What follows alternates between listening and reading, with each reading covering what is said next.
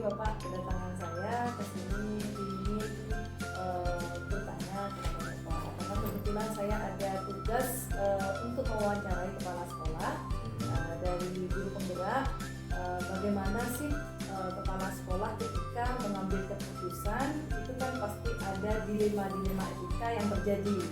Karena sebagai Bapak sebagai kepala sekolah, sebagai pemimpin di sekolah ini, ketika mengambil keputusan itu kan sudah melalui pemikiran-pemikiran yang luar biasa, yang tidak semerta-merta mengambil keputusan, pasti melalui pemikiran-pemikiran yang sudah Bapak pikirkan betul-betul. Nah, di situ sebagai pemimpin pasti ada lah dilema etika yang terjadi ketika mengambil suatu keputusan.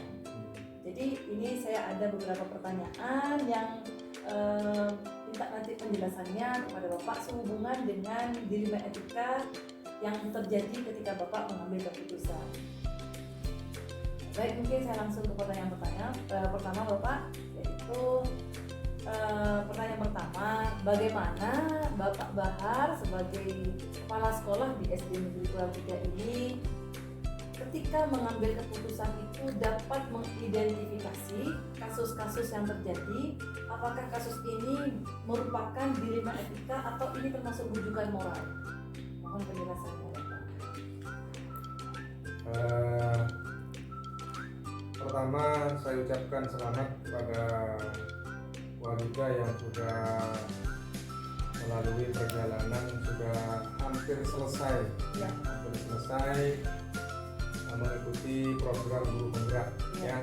Selamat kita ya, terkait dengan bagaimana saya mengidentifikasi kasus yang berbau dilema etika ya.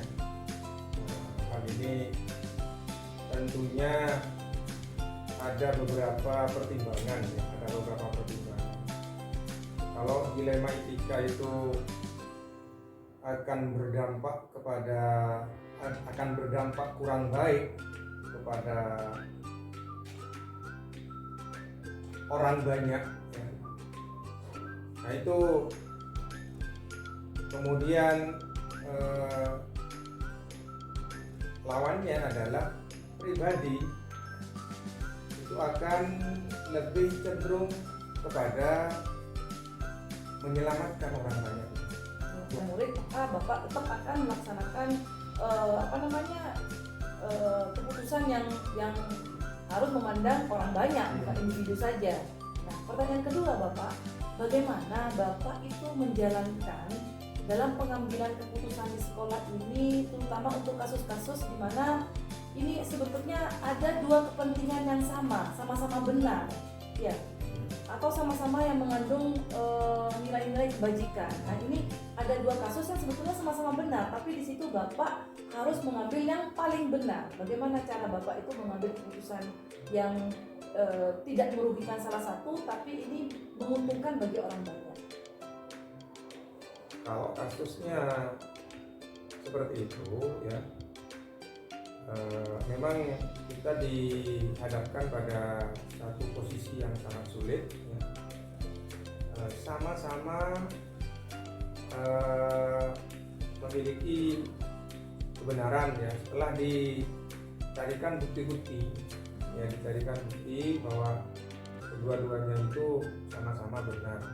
Tetapi kadang-kadang ya, kita itu harus mendahulukan kepentingan siswa, kepentingan murid ya. Pertanyaan yang ketiga Bapak, ya, ketika Bapak tadi itu kan dilema nih, ada dua kasus yang sama-sama benar. Ternyata Bapak tadi sudah memutuskan bahwa kalau ini tidak melanggar peraturan, ya, maka itu yang akan diambil menjadi suatu keputusan. Nah, bagaimana langkah-langkah apa atau prosedur apa yang sudah Bapak lakukan selama ini dalam mengidentifikasi atau mengambil keputusan setiap kasus yang terjadi di sekolah itu? Pertama, ya, jika kita menghadapi satu persoalan atau kasus, ya, kasus itu diidentifikasi, ya, Artinya kasus itu diidentifikasi, ya, kemudian kita mengumpulkan informasi, ya, mengumpulkan informasi dan bukti-bukti. Ya Bapak, tadi saya sudah mendengar banyak dilema-dilema etika yang sudah terjadi dan Bapak berhasil menyelesaikan permasalahan-permasalahan atau kasus-kasus yang sudah ada di sekolah itu dengan melawan paradigma yang terjadi seperti ini kepentingan individu, kelompok, apakah ini berdasarkan rasa keadilan atau kasihan, apa ini dengan kebenaran atau kesetiaan, apakah ini Bapak ketika mengambil keputusan itu ini untuk jangka pendek atau jangka panjang.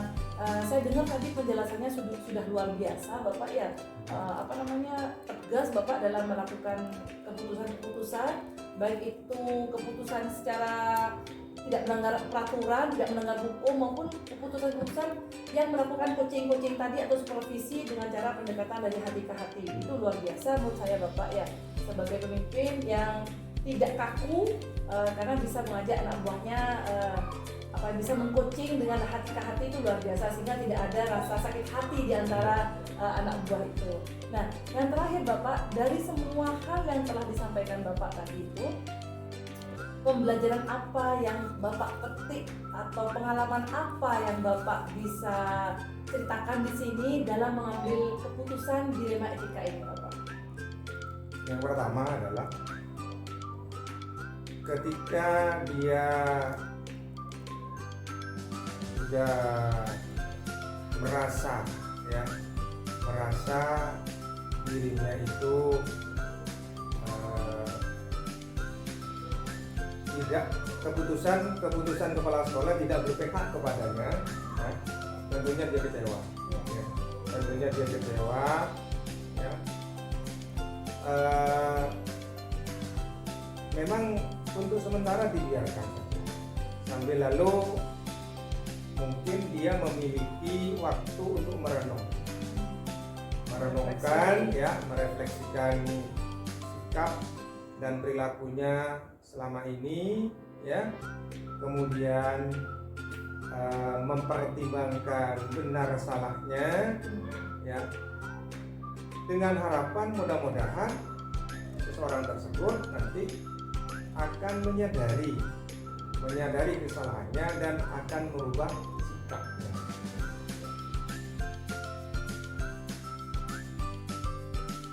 Assalamualaikum warahmatullahi wabarakatuh. Ustazah Dede. Waalaikumsalam warahmatullahi wabarakatuh. Ya, perkenalkan, nama saya Halida. Saya guru SD Negeri Bawah 3 Pamekasan. Selamat datang di Halida. Ya, terima kasih Ustazah Dede. Saya kesini ingin mewawancarai atau bertanya beberapa hal bagaimana Ustazah Dede sebagai kepala sekolah SDI Al-Munawarah dalam mengambil keputusan sehubungan dengan kasus-kasus atau masalah-masalah yang pernah terjadi di sekolah ini.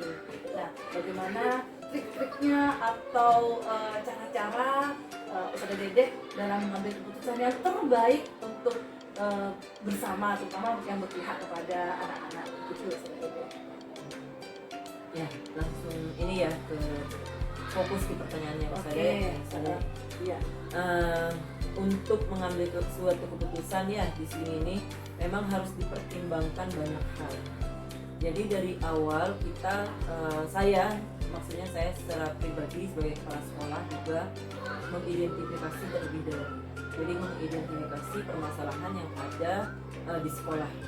Jadi identifikasi ini bisa dari awal survei langsung ya ke lingkungan belajar yang ada di SD Al-Munawarah, atau misalnya per kasus, misalnya ada kasus atau apa berdasarkan laporan.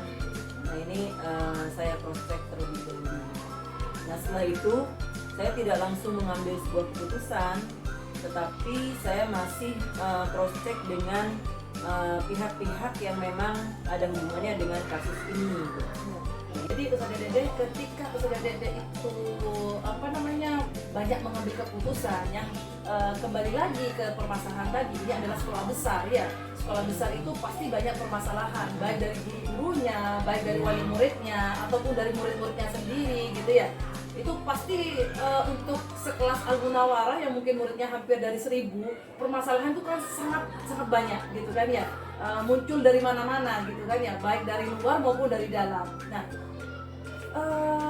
tantangan-tantangan bagi Ustazah Dede ketika mengambil keputusan ini bagaimana? Ini kan pasti susah untuk sebagai kepala sekolah di sini. Dilema kan. ya. Nah, pasti dilemanya luar biasa. Menjadi seorang pemimpin di sekolah besar yang muridnya mungkin hampir 1000, guru-gurunya hampir 100 dengan permasalahan. Terima kasih Ustazah. Jadi untuk masalah tantangan ya, tantangan dalam pengambilan keputusan ini memang juga banyak. Iya. Karena ketika kita mengambil sebuah keputusan itu tidak selalu mulus gitu ya. Iya.